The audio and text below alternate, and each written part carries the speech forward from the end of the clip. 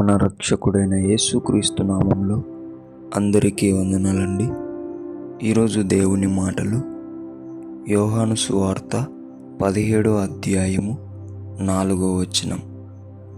చేయుటకు నీవు నాకిచ్చిన పని నేను సంపూర్ణముగా నెరవేర్చి భూమి మీద నిన్ను మహిమపరచితిని.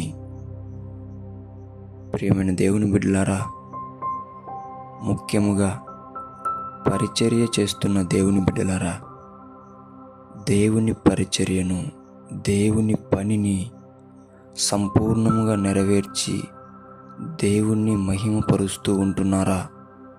ఒకసారి ఆలోచించాలా. చాలామంది దేవుడిచ్చిన పనిని నిర్లక్ష్యం చేస్తూ భయభక్తులతో కాకోకుండా భారముతో చేస్తూ ఉండేవాళ్ళు ఉంటారు.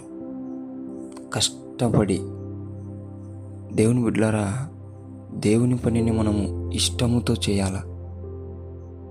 దేవుని పనిని మనము భయంతో, భక్తితో చేయాల.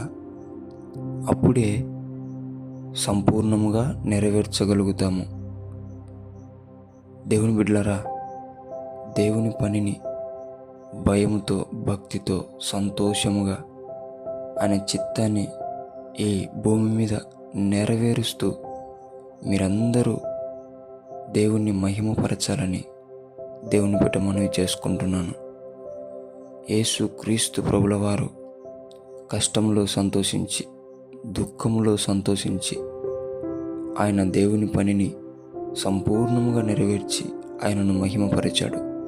అదేవిధముగా మీకు దేవుడు అప్పగింపిన ఆ పరిచర్యలో నమ్మకంగా, భయముతో, భక్తితో, సంతోషముతో దేవుని పనిని నెరవేర్చి సంపూర్ణముగా ఆయనను మహిమపరచాలని దేవుని బిడ్డ మనవి చేసుకుంటున్నాను. దేవుడి మాటను దీవించునుగాక. ప్రార్థించుకుందాం. యేసయ్యా, మీకు వందనాలు నాయనా. నీ పనిని నిర్లక్ష్యంతో, భయభక్తులు లేకోకుండా చేస్తున్నామేమో, మమ్మల్ని క్షమించండి అయ్యా. తండ్రి, నీ పనిని సంతోషంగా, భయభక్తులతో చేయుటకు మాకు జ్ఞానమును, శక్తిని, బలమును అనుగ్రహించమని యేసు నామములో ప్రార్థిస్తున్నాం తండ్రి. ఆమేన్.